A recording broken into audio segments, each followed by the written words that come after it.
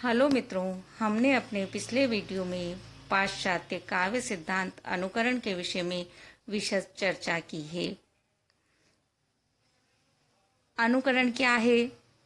प्लेटो ने किन कारणों से अपने आदर्श राज्य में कवि और काव्य को स्थान नहीं दिया था और किन शर्तों के आधार पर वो देना चाहता था, उसके क्या कारण थे, इन सब पर चर्चा करते हुए हमने अरस्तु के विचारों को भी जाना था। इसी क्रम में हमने ऐतिहासिक क्रम में अनुकरण के विषय में पाश्चात्य काव्यशास्त्र के अंदर क्या विचारकों के विचार रहे हैं, इन पर चर्चा की है। आज इस वीडियो के माध्यम से हम अनुकरण सिद्धांत और भारतीय चिंतन के विषय में चर्चा करेंगे। चर्चा के पूर्व मित्रों, आप वीडियो के लिंक को सब्सक्राइब कर घंटी बजा लीजिए, जिससे हमारे अगले वीडियो सुगमता से आप तक पहुंचते रहें।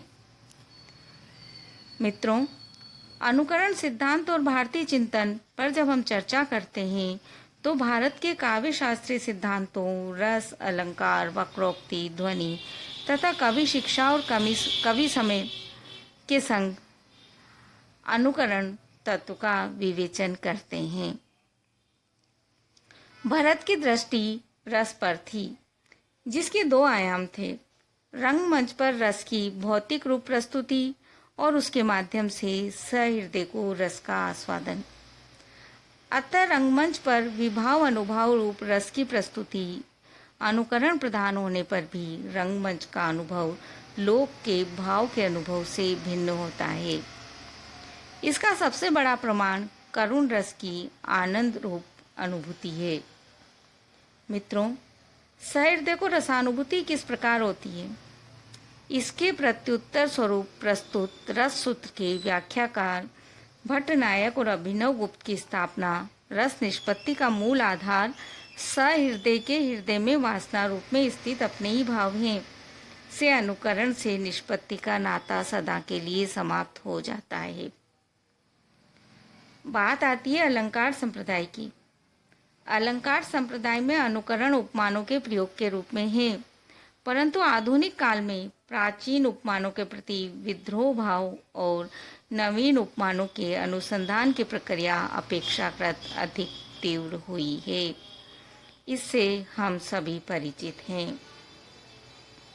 वक्रोक्ति सिद्धांत में कुंतक वस्तु वक्रता के अंतर्गत काव्य वस्तु का वर्णन कर कवि प्रतिभा और वक्रोक्ति की साधना को प्रमुख मानते हुए भी अंतिम उद्देश्य आह्लाद ही मानते हैं, जो प्रकारांतर से रस का ही प्रतीक है।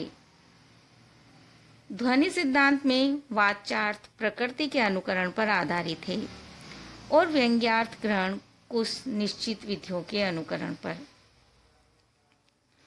महाकवियों के अनुकरण को ही काव्य का उद्देश्य मानने से कोई भी श्रेष्ठ काव्य सिद्धांत रूढ़िबद्ध होकर किस प्रकार व्यवहारिक आलोचना के क्षेत्र से बाहर चला जाता है, ध्वनि सिद्धांत इसका बहुत अच्छा उदाहरण है, यह हम सभी जानते हैं।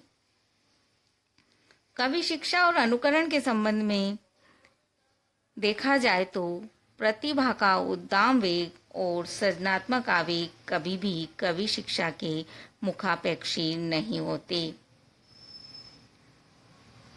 कवि समय और अनुकरण तत्व का सार यही है कि कला प्रकृति का अनुकरण है सूत्र यहाँ आकर निष्फल हो जाता है, क्योंकि भारतीय काव्य इन कवि समयों से समृद्ध है।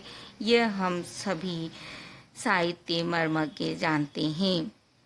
तो मित्रों, इस तरह से अनुकरण सिद्धांत की यदि हम भारतीय काव्य शास्त्र के परिप्रेक्ष्य में चर्चा करें तो हमारे किसी भी सिद्धांत से उसका मेल हमें नजर नहीं आता है।